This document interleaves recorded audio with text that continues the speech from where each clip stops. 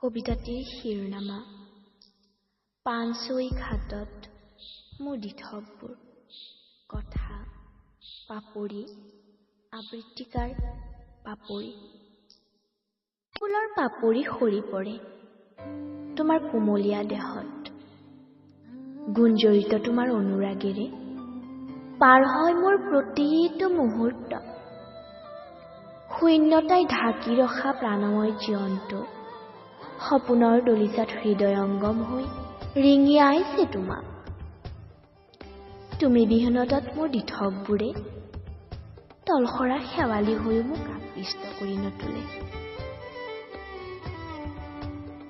চুব খোজো তোমাক, কিন্তু ভয় হয় জানা, মই চুলেই যদি তুমি মোক অভিমান কৰি সুন্দৰতাময় পৃথিৱীত মোক ক্ষুদ্ৰ আনন্দকণ দিবলৈও সৰিবলৈ কুণ্ঠাবোধ কৰি মোক মৃত্যুসম মানৱ কৰি তোলা, ছাই হৈ যাব খোজে তেতিয়া উদাসীন মোৰ হৃদয়ৰ কেনভাছ। বিষাদবোৰ লানি হৈ মোক ৰোমাঞ্চিত কৰি তোলে, নষ্টালজিক সপোনৰ আধাৰশিলা সাজি তুলিবলৈ। মোৰ যে বিষাদবোৰেই সংগী, আশ্ৰয়তাবিহীন এই বহল ধৰণীত হয়তো সূক্ষ্মভাৱে মই বিচাৰিব জনা নাই মোৰ সুখবোৰ, হয়তো চাব জনা নাই তোমাক, অনুসংহাৰিত হোৱা নাই দুখ অবিহনে যে সুখৰ মূল্যই নাই। যদি তুমি বেয়াই পোৱা সেউজীয়া ধৰণীৰ মনোমোহা দৃশ্যবোৰ, তেন্তে ভাল পাইছিলা কিয় মোক?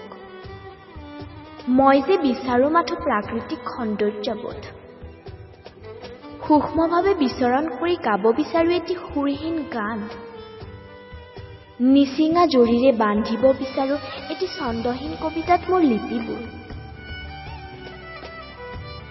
হৃদয় ৰাগিয়ে সোধে মোক, তোমাৰ ঠিকনা কি?